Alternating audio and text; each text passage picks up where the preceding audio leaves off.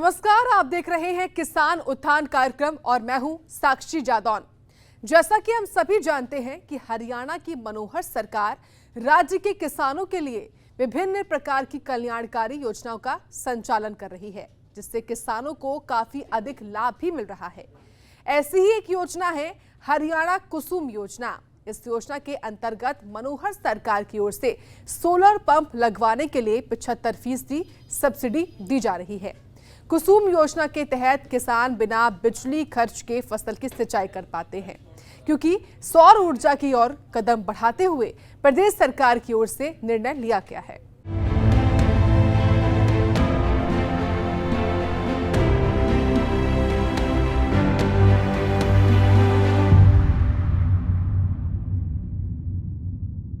यूं तो राज्य की मनोहर सरकार की किसानों के लिए अनेक योजनाएं चल रही हैं, लेकिन यदि सोलर पंप कृषि कनेक्शन की बात की जाए तो इस पर हरियाणा सरकार की ओर से किसानों को 75% तक सब्सिडी दी जा रही है। इन्हीं योजनाओं में एक योजना है कुसुम योजना, जिसका लाभ सीधे तौर पर किसानों को बखूबी मिल रहा है।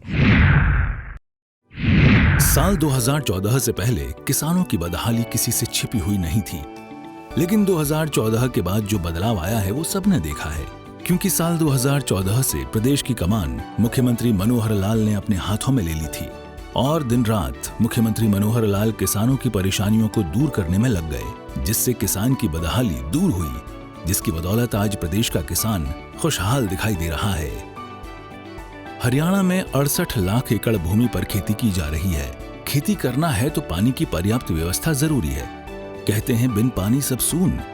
उन्नत और आधुनिक खेती के लिए सिंचाई संसाधन आ गए हैं, लेकिन इन सब के लिए नलकूप चाहिए, और ये नलकूप बिना सोलर और बिजली के कैसे चल सकता है।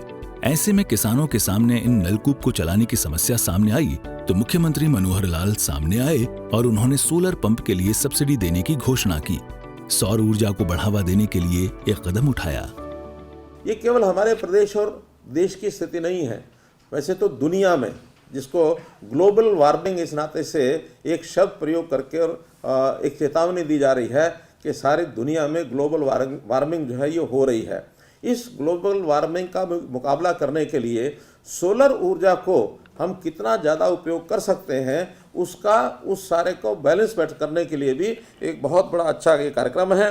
उसमें चाहे सोलर ऊर्जा के साथ पवन ऊर्जा और पन ऊर्जा, इसकी भी उपयोग करने के लिए बहुत बल दिया जा रहा है। हम हरियाणा में भी इसका बहुत सा उपयोग कर रहे हैं। मुझे खुशी है इस बात को बताते हुए आपको कि इस कार्यक्रम को यूएनओ में भी हमारे प्रधानमंत्री जी ने ये विषय उठाया था कि हमें आगे चल करके एक सारे दुनिया में और इस ओर बढ़ना पड़ेगा। संयुक्त राष्ट्र में जलवायु परिवर्तन सम्मेलन के दौरान जो ये सौर ऊर्जा को बढ़ावा देने के लिए एक साझा मंच तैयार करें। और अच्छी बात यह है कि इस कार्यक्रम का जो अंतर्राष्ट्रीय एक जो कार्यालय है वो हमारे यहाँ हरियाणा में ही है। गुरुग्राम में इंटरनेशनल सोलर अलायंस के नाम से, ISA के नाम से हरियाणा के अंदर उसका इंटरनेशनल ऑफिस, एकमात्र इंटरनेशनल ऑफिस अगर हरियाणा का है तो वही है।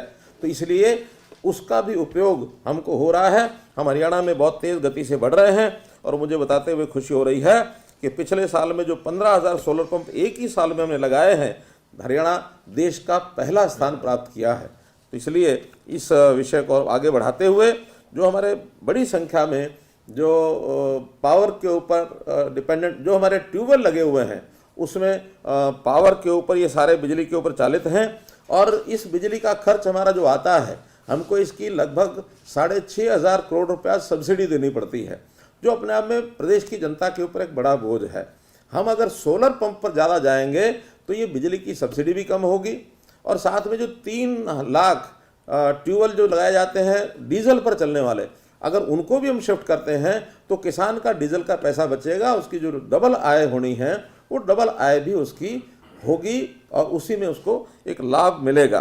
तो हमारे यहाँ चूँकि प्रदेश की जो भौगोलिक स्थिति है और जलवायु जैसी है, हमको पता है कि यहाँ गर्मी सर्दी पूरा जो मौसम है पूरे 12 महीने का चक्र चलता है। 320 दिन साल में, 365 दिन में से 320 दिन सूर्य अच्छी प्रकार से चमकता है और ये सोलर यानी सौर ऊर्जा ये सूर्य की ही देन है। सूर्य जितना ज़्यादा चमकेगा उतनी सोलर जो ऊर्जा है ये हमको ज़्यादा मिलेगी। तो तो इसका उपयोग करते हुए प्रधानमंत्री की जो स्कीम है, जिसका नाम पीएम कुसुम ये नाम है, कुसुम से बनता है किसान ऊर्जा सुरक्षा एवं उत्थान महाअभियान। तो पीएम कुसुम योजना के अंतर्गत ये जो हमें टारगेट 50,000 का लिया हमने, इसको बहुत जल्दी हम पूरा करेंगे। और इसमें सारा पैसा किसान को नहीं लगाना पड़ता, जैसे कुछ किसान बंधुओं ने बताया कि उनको केवल 25% पैसा खर्च करना पड़ता है। तो बहुत कम पैसे में ये सोलर ऊर्जा का उनको ये सब लाभ मिलता है। न केवल खेतों में ये सौर पंप लगाए हैं, सौर ऊर्जा का उपयोग छतों पर भी सोलर प्रोजेक्ट्स हैं ये लगाया जाए, ताकि किसी भी भवन की बिजली की खपत जो है उसके अंदर से उपयोगिता की जाए। हमने विश्वविद्यालयों में और मेडिकल कॉलेजेस में ये जो 4 मेगावाट क्षमता के 6 पावर प्लांट ये भी हमने लगाए हैं। हमने गौशालाओं में 330 गौशालाओं में और 8.5 करोड़ रुपये लगा करके 2-2 मेगावाट के और क्षमता के सोलर पावर प्लांट ये भी लगाए हैं। पंचकुला के अंदर तो हमने योजना बनाई है कि 2024 तक वहाँ की जितनी खपत है उस खपत का 20% सोलर से ही उसका उपयोग हो और बाकी 80% हम बिजली सप्लाई करेंगे। तो एक बहुत बड़ा एक ग्रीन एनर्जी का ये कार्यक्रम चल रहा है। देश के ज्यादातर इलाकों में सिंचाई के लिए पानी की कमी की समस्या गहराती जा रही है। हरियाणा में पानी की कमी को लेकर सबको पता है। दूसरी तरफ सिंचाई के लिए डीजल और बिजली चलित पंप का इस्तेमाल करने से खेती की लागत भी बढ़ जाती है। इसलिए किसानों को सौर ऊर्जा से चलने वाले सोलर पंप लगवाने के लिए मनोहर सरकार की ओर से प्रेरित किया जा रहा है। इससे खेती की लागत तो कम होगी ही, साथ ही बिजली की खपत की भी बचत होगी और किसानों पर बिजली के बिल का भार भी नहीं पड़ेगा।